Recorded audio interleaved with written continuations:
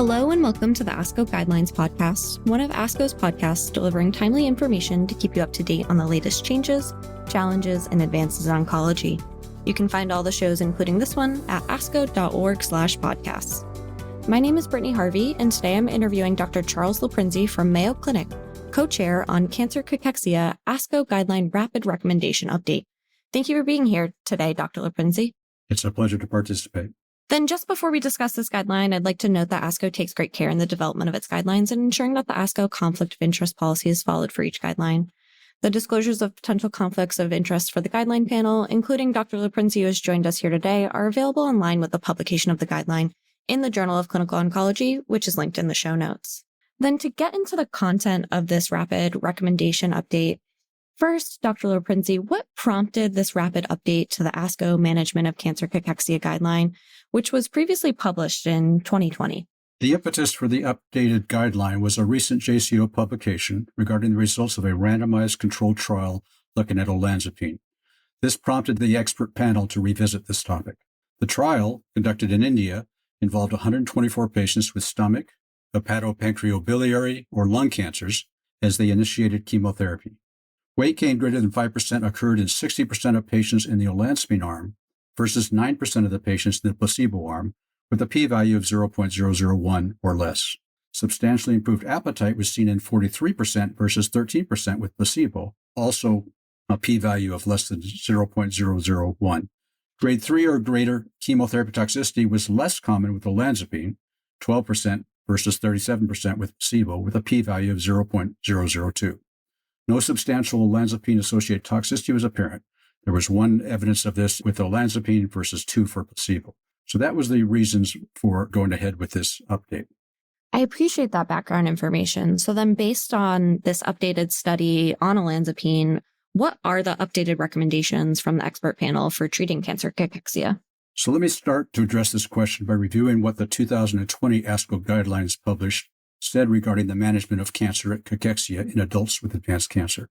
It concluded that evidence was insufficient to strongly endorse any pharmacologic agent for established anorexia cachexia. Nonetheless, the guideline recommendation supported that clinicians could offer a short-term trial of a progesterone analog, such as magestrol acetate, or a corticosteroid, such as dexamethasone, to patients experiencing weight loss and or appetite stimulation. These drugs stimulated appetite and caused weight gain, but they did not improve quality of life, they did not improve survival, and there was toxicity associated with these agents, and therefore it was not strongly recommended. The expert panel thoroughly discussed a potential role for olanzapine because of a couple of trials that suggested it was beneficial, but concluded that the evidence was insufficient for recommendation. Now, there was evidence from 2 randomized trials that supported olanzapine was an effective alternative for treating cancer-associated anorexic cachexia. Thus, olanzapine was considered promising, but the data were not conclusive enough to support a guideline-treated recommendation. The new JCO publication was the impetus for making this guideline change. Understood. So then, based off this new change to the recommendations, what is the breadth of these recommendations, and what do these options mean for patients with advanced cancer? The updated guidelines recommended that, for adults with advanced cancer, clinicians could offer low-dose olanzapine once daily to improve appetite and cause weight gain.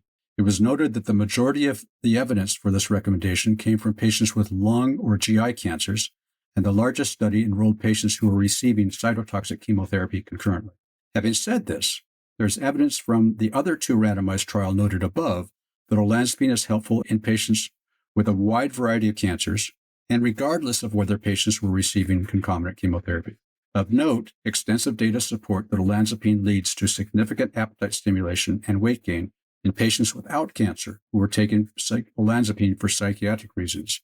This was known from a long time ago, and patients in that situation who they don't necessarily want to gain weight would gain 10, 20, 30, 40 pounds, get prediabetes, and get diabetic sort of troubles. The guideline update continues to support that clinicians may offer a short-term trial of a progesterone analog or a corticosteroid to those experiencing weight loss and or appetite when there's a good reason for not using olanzapine. Understood. I appreciate you reviewing those 2 updated recommendations from the guideline panel. So then you've talked about this a little bit already in describing the study details, but what is exciting about olanzapine in this setting, and what should clinicians know as they implement these updated recommendations? It's exciting that olanzapine is now the best studied established treatment available for patients suffering from cancer-associated anorexic cachexia. In different oncologic situations for prevention and or for treatment of cancer-associated or cancer treatment-associated nausea and or vomiting, and for treatment of cancer-associated anorexic cachexia, varying daily doses of olanzapine have been used, ranging from 2.5 to 10 milligrams per day. Data support that it is quite appropriate to use the 2.5 milligram per day dose for the initial treatment of cancer-associated appetite and or weight loss. For patients who do not appear to benefit and have no apparent olanzapine toxicity, it seems reasonable to me to try a higher dose. Another thing to note is that olanzapine is a generic drug which is relatively inexpensive. While this drug has been noted to cause sedation, such sedation is usually short-lived despite drug continuation. So then it's great to hear that recent data have caused an update to these guidelines. But in your perspective, Dr. Loprinzi, what are the most pressing, outstanding questions regarding the management of cancer cachexia?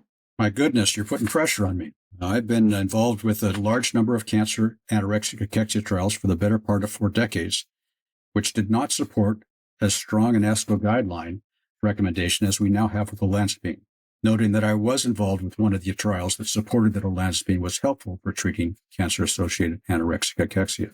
This is one of the trials that was a short trial. We were mainly looking at nausea and vomiting treatment for advanced cancer, but we saw a marked increase in appetite in over just a day or two of using olanzapine.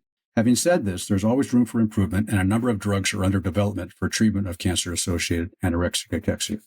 Recent discussions regarding the topic of olanzapine for treating cancer-associated anorexic cachexia noted that the primary endpoint of the current trial was weight gain, and that this was felt to be a more objective endpoint than appetite would be. As noted in the earlier part of the discussion, substantial improvement was seen both in weight gain and appetite, both with p-values of less than 0.001. My own opinion is that appetite improvement is as important, if not more important, than is weight gain in the studied population. Given that the trial was double-blinded and placebo-controlled, appropriate questionnaires regarding appetite should be able to be considered as an objective evaluation of a subjective symptom, in the same way that appropriate questionnaires regarding a patient's pain can be considered an objective evaluation of a subjective symptom. For some of these subjective symptoms, you just don't have other good ways we can figure these things out by a blood test or something like this. So it's what the patient says, which is most important. Absolutely. Incorporating how the patient feels is key to achieving better outcomes for patients. So I want to thank you so much for your work to rapidly update this guideline. And thank you for your time today, Dr. Loprinzi. You're welcome. Pleasure to participate. And thank you to all of our listeners for tuning in to the ASCO Guidelines podcast. To read the full guideline, go to www.asco.org/supportive-care-guidelines. You can also find many of our guidelines and interactive resources in the free ASCO Guidelines app, available in the Apple App Store or the Google Play Store. If you have enjoyed what you've heard today, please rate and review the podcast and be sure to subscribe so you never miss an episode. The purpose of this podcast is to educate and to inform. This is not a substitute for professional medical care and is not intended for use in the diagnosis or treatment of individual conditions. Guests on this podcast express their own opinions, experience, and conclusions. Guest statements on the podcast do not express the opinions of ASCO. The mention of any product, service, organization, activity, or therapy should not be construed as an ASCO endorsement.